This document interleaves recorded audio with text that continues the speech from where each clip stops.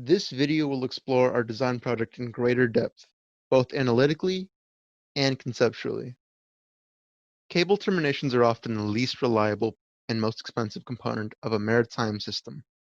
These cables are suspended in water by an arrangement of submersed buoyant masses to reduce the wear at both ends of the cable. The Naval Information Warfare Center requires a modular auxiliary float with tunable buoyancy that can be placed along a fiber optic cable. The modular auxiliary float system must be deployed, adjusted, and retrieved as quickly as possible. Commercial buoys available on the market do not meet the design criteria for this project. Deep water buoys meet depth and strength requirements, but their total buoyancy cannot be adjusted for various operating conditions.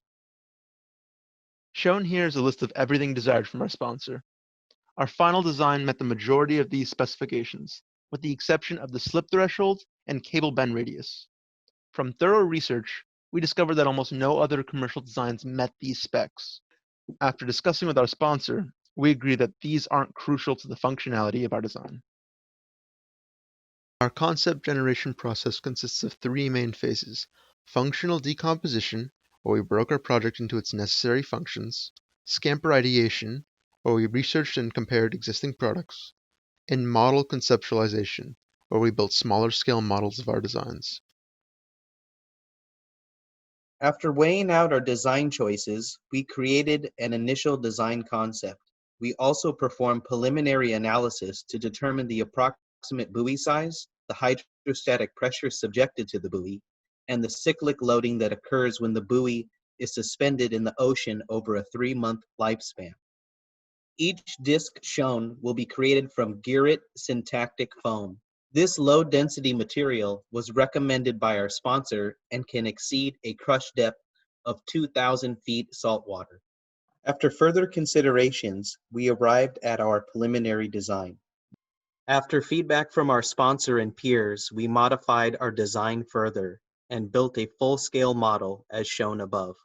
Each disc in the model represents 50 pounds of buoyancy, which we cut using a CNC mill. Now for our final design. As shown, polyester straps secure each half cylinder to the collar and is designed to fail under maximum loading conditions to prevent cable damage. When this occurs, the buoy releases from the cable and floats to the surface of the ocean. Polyester was chosen because it is resistant to salt water, microbes, and creep. After finalizing our design, we performed additional analysis to determine the size of the Delrin collar. Plastic Delrin was selected instead of stainless steel because it will not corrode, is resistant to life buildup, is inexpensive, easy to machine, and most importantly, withstands operational loading conditions.